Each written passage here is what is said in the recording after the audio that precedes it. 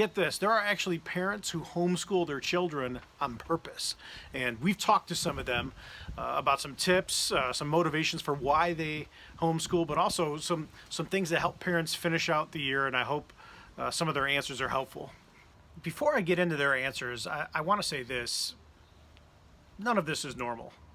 What we're being asked to do it's not really possible. You know, you're told to stay more or less at your home, in your own property, and work and eat and chop and clean and educate children, and to do that each day and then go to sleep and wake up and do the same thing again. It's not normal. It's not really possible. However you went about your week, working and eating and educating and doing whatever it is that you could do, falling asleep when you finally got the house to yourself with your favorite show on Netflix that you didn't have enough energy to stay up and watch, that's okay. You're doing the best you can. I don't care who you are, what you've got in your bank account, what your job is. This is a very difficult time, and that was echoed in our conversation with these homeschool parents. We asked these homeschool parents two questions. The first question was, why do you do this? No, it was really, why do you homeschool your kids? What was the decision behind it? Homeschool parents wanted to make it very clear that what they do is not at all the same as what parents are being asked to do by their schools right now. The only thing that the homeschool parents have in common with the rest of us who are teaching from home right now is that their schooling doesn't take place in a regular classroom. That's it. That's all we have in common with homeschool parents right now, and that's important to know. So one thing I learned quickly is that homeschool parents did it all for the sake of they were able to teach their child at the speed and level that their child could do, and generally to the most of their ability. So we have one parent, his daughter had just finished a college class, her first college level class at age 12. That's pretty remarkable. And I think that being able to teach them at their own pace and not having to wait for the rest of the class for some children, you got to give them points for that. Another family, actually more than one family, they have multiple children, and not all of them are homeschooled. Some, because they excelled in the environment at their public school or the private school, that's where they're enrolled and that's where they go to school, and then yet they have another child that does better with that one-on-one experience with the parent teaching a very strong curriculum, and are really ahead of where they would have been had they been in public school right now. So that was another eye-opener for me. Many of the homeschool parents rejected one-size-fits-all education, so they really wanted to fine-tune the learning experience to the ability and aptitude of their children. And that was the biggest reason the majority of them were schooling at home. A few of the parents that responded, their main reasoning for homeschooling was that they had a lot of travel involved with their work for extended periods of time, and some were and some weren't involved in the military, and that was a big reason. They didn't want to keep pulling their kids out and enrolling them in new schools multiple times a year, and by having a homeschool group that they banded together, and we'll talk about that in a second, this enabled them to have more continuity in their child's education. Something that was really interesting to me was that these homeschool parents, they don't just do the schooling at home with their kids. They band together and they group together. And this was something that many of them were missing at this point, because we're currently having this conversation during lockdowns and during some shelter-in-place orders throughout the country due to the coronavirus in 2020 here. And they're missing that. They're not able to do that, which they normally do. So I think a lot of those students and even those parents understood that their children are not having that interaction with other people their age, just like our kids at home are experiencing as well. Here's one of the coolest things that I learned about why these parents have chosen to homeschool their children, and it had to do with how they taught some of the lessons. They could do, instead of having a schedule where they hit different subjects a day, they would focus on sometimes one a month.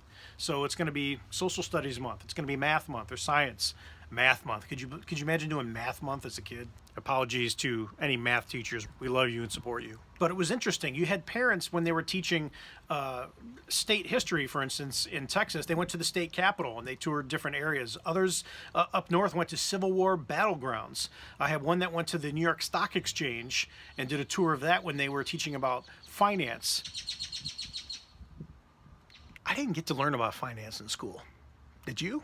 and they took their children to other historical sites like Arlington National Cemetery, the National Museum of African American History, different national parks. It's pretty incredible when you're teaching on a subject and you can take someone right to the location where these things all took place. Okay, so that covers why. That covers why any parent in their right mind would choose to homeschool, and that's a pretty good case that was made. So those were the main reasons why these parents would ever in their right minds want to choose homeschooling on purpose, right?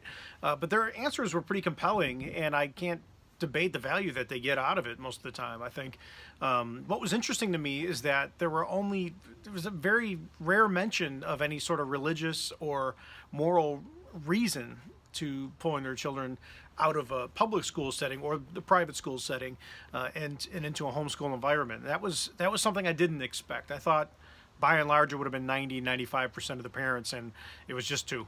Okay, so moment of truth, and this was question number 2. What advice do you have for parents that are quote unquote homeschooling all because the schools are closed? First answer was, this is overwhelming response, was a lot of empathy that what we're asked to do is not homeschooling. Don't stress over the deadlines. A lot of teachers are going to be pretty receptive, I think, if there's a problem or if you need some time.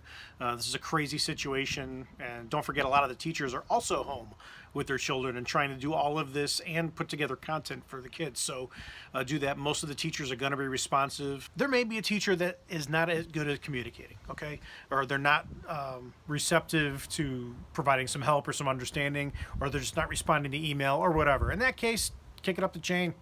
Talk to the principal, call the superintendent, do what you got to do. This is your kid. It's their education. What do you care? Have some kind of plan, have a start and an end, first of all, to school time. Don't just kind of meander through the day doing it. Treat it like a job. You don't want a job that just starts whenever you wake up and ends when you drop dead at the end of the day. It's got to be something that's intentional and it's scheduled. Maybe schedule some breaks. Maybe schedule some time for you to take a break as well. But put together a schedule. Look at the work that they have ahead of time and figure out all the things that they have to do so you can track that and you can plan ahead and there's no surprises right before the deadline at night, like midnight. One thing they said was it's very hard for students to learn without any interaction with each other, with their peers, and as well as not with their teacher. They don't have that face-to-face. Maybe a Zoom call once a week or whatever, but it's just not the same. Ask the teachers. And that's not a great environment. It's not an ideal environment for learning, and there's nothing you can do about it. You didn't ask for it. You didn't cause it. We're just trying to deal with it. So just know that and accept that, and that kind of helps you start the day. It doesn't matter what everybody else is doing. Nobody's watching. Nobody really cares. We're all too busy doing our own thing right now. Figure out what works for you. There's not that pressure where people are watching and you've got to perform. There's no performing. There's no audience. It's literally just you and your child or your children. Make the most of it. Make sure they're learning and not just getting the assignments done. You want them to be learning because there is a next year, I think. Hey, there's a next year, right? They're going back, right? Finally, these parents, they suggested, focus on one subject at a time. Now, every school district's different. Mine, we have a week to do the work, and then at the end of the week, it's due. It's not daily, but it's a week. So we can often focus on one subject a day or a couple things a day, and that's what the schedule is. And then tomorrow is going to be like math day, or tomorrow is going to be reading or whatever. And every district is different, but be creative. Whatever those deadlines are, just find a way to get to them. A lot of homeschool parents didn't know what to say. They didn't know how to give advice. It was easier for them to say why they did it for their own children. It was harder for them to give advice because the situation that parents have been put in at this point is so difficult and so unique, and it's really impossible. So again, there's no one watching. There's no performance. There's no judge. It doesn't matter what works for everybody else. Do your best for you and for your child. We've got a few weeks left.